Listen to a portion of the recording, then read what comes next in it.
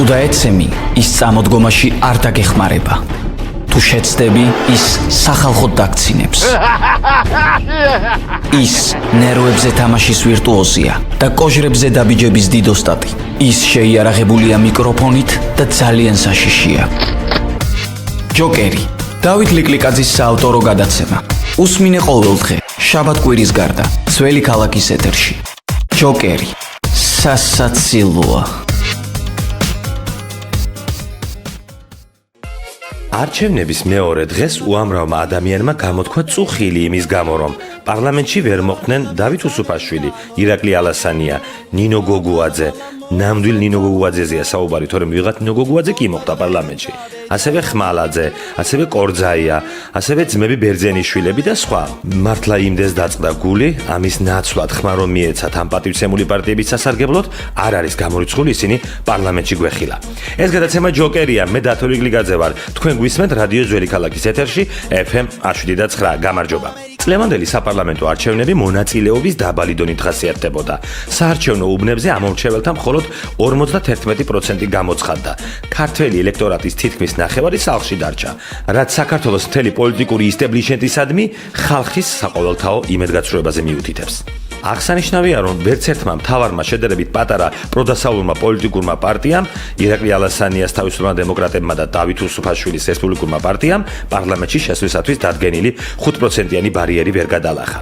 პარლამენტს გარეთ დარჩებიან სხვა მეტნაკლებად მნიშვნელოვანი პოლიტიკური პარტიებიც: ნინო ბურჯანაძის დემოკრატიული მოძრაობა, შალვა ნათელაშვილის ლეიბორისტული პარტია და პაატა ბურჭულაძის სახელმწიფო ხალხისათვის. 8 ოქტომბრის არჩევნებმა საქართველოს პოლიტიკური ისტებლიშმენტს მკაფიო სიგნალი გაუგზავნა. ქართული საზოგადოება პოლიტიკური ელიტით ძალზე იმედგაცრუებულია და ახალ პოლიტიკურ ძალას ელოდება. ახალი იდეებით და ახალი ხელმძღვანელობით. ჯერჯერობით ჰორიზონტზე ასეთი ძალა არ ჩანს. მიუხედავად ამისა, მომდევნო 4 წელში შეიძლება გამოჩნდეს კიდეც, რადგან ახლანდელი პოლიტიკური ელიტა, როგორც ხელისუფლებაში, ასევე ოპოზიციაში, აშკარად ღიად ტოვებს იმ პოლიტიკურ სივრცეს, რომელშიც ლიდერების ახალი თაობა უნდა მოვიდეს. ეს რაც შეეხებოდა არჩევნებს. ახლა კი სხვა არანაკლებ მნიშვნელოვანი თემის შესახებ. მაგალითად ვისაუბროთ ფურშეტებზე. ალბათ ყველა ვყოფილვართ ფურშეტიან ღონისძიებებზე. მეტიც ხშირად მხოლოდ იმიტომ წავსვლვართ 1000 სისულელეზე, რომ ფურშეტი აქვთ. მოსაწყენი შეხვედრა კიდევ უფრო იწელება, თუ უკვე სუფრა გაშლილია და შენ თვალწინ აწყობენ პატარ-პატარა ბუტერბროდჩიკებს. როდესაც ღონისძიება სრულდება და ფურშეტზე მიგვიპატიჟებენ, აი აქ იწყება რაც იწყება. თამამად შეიძლება ითქვას, რომ აქ ვლინდება ჩვენი ქართული სულიც და ქცევაც.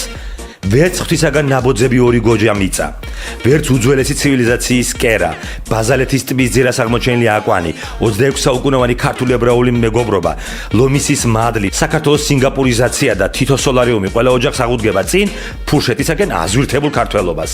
ხალხის გადაჯერგვა და სასწრაფოს გამოძახებაც კი შეიძლება იყოს საჭირო. გააჩნია ფურშეტს და გააჩნია სტუმართა კონტინგენტს. საბოლოოდ კი იდაყვები, ვისაც ყველაზე წვეტიანი აქვს, ის იმარჯვებს.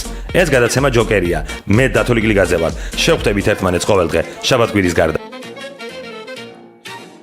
თუ დაეცემი, ის წამოდგომაში არ დაგეხმარება. თუ შეცდები, ის სახალხოდ დაგცინებს.